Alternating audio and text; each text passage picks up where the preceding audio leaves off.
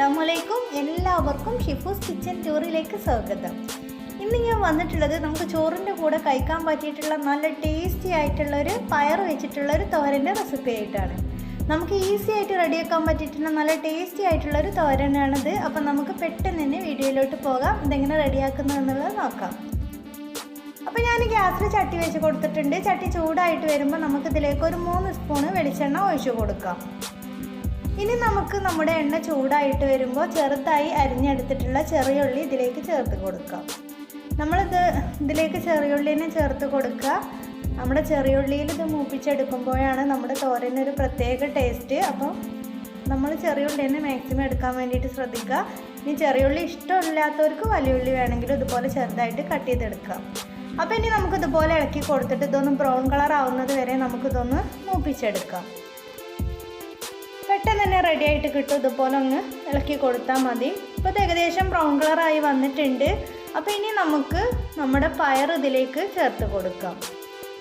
അപ്പോൾ ഞാനിപ്പോൾ ഇവിടെ എടുത്തിട്ടുള്ളത് നമ്മുടെ നീളത്തിലുള്ള പയറാണ് ഞാൻ എടുത്തിട്ടുള്ളത്. ഇത്രയും വലുപ്പത്തിൽ കട്ട് ചെയ്തെടുത്തിട്ടുണ്ട്. ചിലയിടത്തൊക്കെ ഈ പയറിന് അച്ചിങ്ങ പയറൊക്കെ എന്ന് പറയും.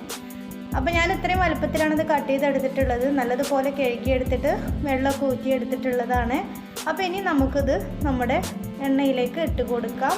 ഇനി നമുക്കിതിലേക്ക് ആവശ്യത്തിനുള്ള ഉപ്പ് ചേർത്ത് കൊടുക്കാം. ഇനി നമുക്കിത് നല്ലതുപോലെ തന്നെ ഒന്ന് മിക്സ് ചെയ്തെടുക്കാം. അപ്പം നമ്മൾ ഈ തോരനിലേക്ക് നമ്മൾ ഒട്ടും വെള്ളം ചേർക്കുന്നില്ല.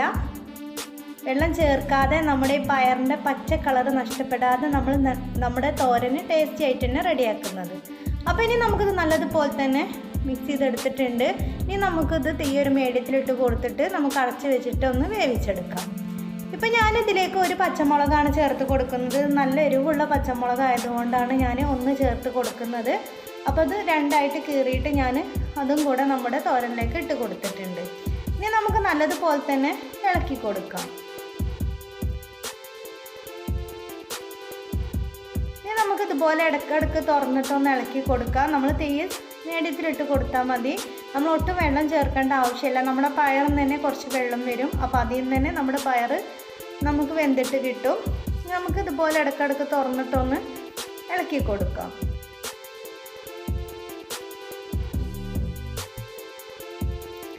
ഇപ്പോൾ ഏകദേശം വെന്ത് വന്നിട്ടുണ്ട്. അപ്പോൾ ഞാനിതിലേക്ക് ചേർത്ത് കൊടുക്കുന്നത് കുറച്ച് തേങ്ങയാണ് ചേർത്ത് കൊടുക്കുന്നത്. നിങ്ങൾക്ക് കൂടുതൽ തേങ്ങ ഇഷ്ടമുള്ളവർക്ക് കുറച്ചും കൂടെ കൂടുതൽ തേങ്ങ ചേർത്ത് കൊടുക്കാം. അപ്പോൾ ഞാനിപ്പോൾ കുറച്ച് തേങ്ങ ചേർത്ത് കൊടുക്കുന്നുള്ളൂ. ഇനി നമുക്ക് നല്ല എരിവൊക്കെ ഇഷ്ടമുള്ളവർക്ക് പച്ചമുളകും തേങ്ങയും കൂടെ ഇതുപോലെ ഒന്ന് ചതച്ചിട്ട് ഇട്ട് കൊടുക്കാം. ഞാനിപ്പോൾ ഇതിലേക്ക് നല്ല എരിവുള്ള പച്ചമുളക് ആയതുകൊണ്ടാണ് ചതച്ച് ഇട്ട് കൊടുക്കാത്തത്. തേങ്ങ ഇട്ട് കൊടുത്തതിന് ശേഷം നമ്മൾ കൂടുതൽ സമയം ഗ്യാസിൽ വെക്കേണ്ട ആവശ്യമില്ല. ഒരു 2-3 മിനിറ്റ് ഇതുപോലെ ഒന്ന് ഇളക്കി കൊടുത്താൽ മതി. അപ്പോൾ നമ്മുടെ ടേസ്റ്റി ആയിട്ടുള്ള പയർ തോരൻ ഇവിടെ റെഡി ആയിട്ടുണ്ട്. അപ്പോൾ വീഡിയോ ഇഷ്ടപ്പെട്ടാൽ ലൈക്ക് ചെയ്യാൻ മറക്കരുത്. അപ്പോൾ നിങ്ങളെല്ലാവരും ഇതുപോലെ ഒന്ന് ട്രൈ ചെയ്ത് നോക്കണം. അപ്പോൾ ഇൻഷാ അല്ലാഹ് ഞാൻ വേറൊരു വീഡിയോസുമായിട്ട് വീണ്ടും വരാം. Thank you for watching.